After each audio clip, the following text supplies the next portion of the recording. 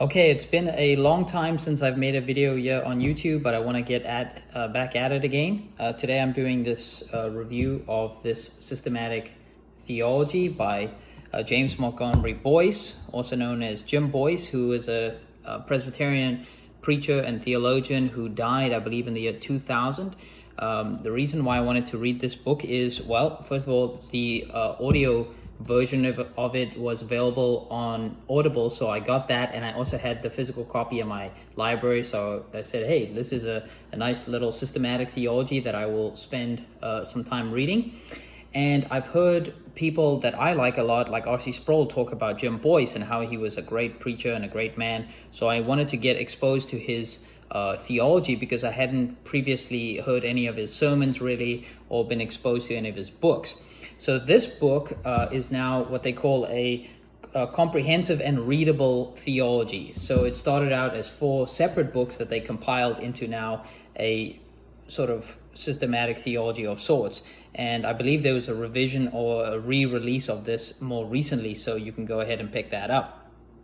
Now, what's great about this is it's very simple, very easy to read.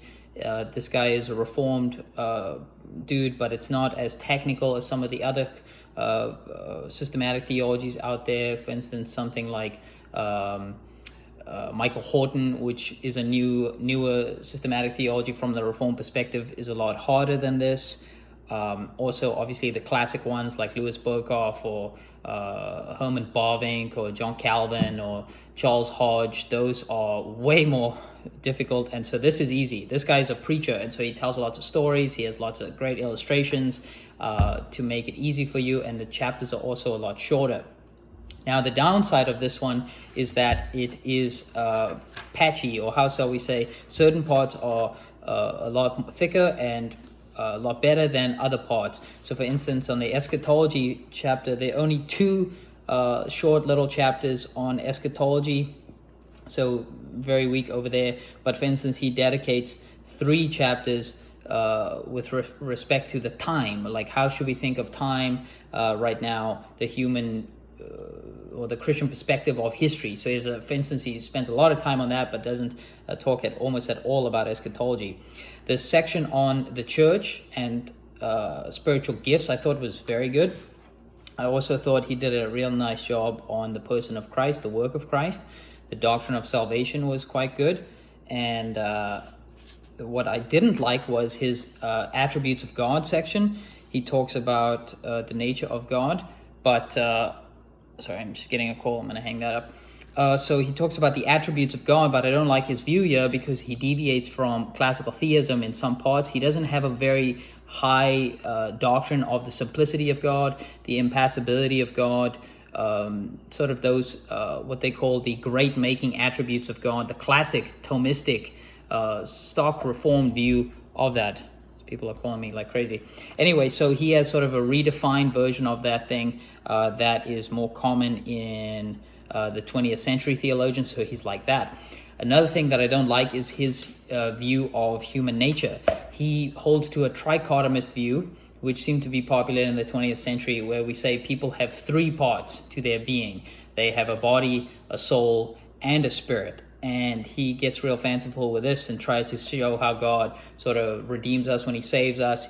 This has elements of our body and also our spirit and our soul. And that gets very strange if you try to distinguish between the soul and the spirit, because I don't think that is a legit actual distinction with respect to separate parts in a human being. So those are some of the drawbacks to the book. Some great sections in here. I remember the chapter on union with Christ, just really epic, very powerful stuff.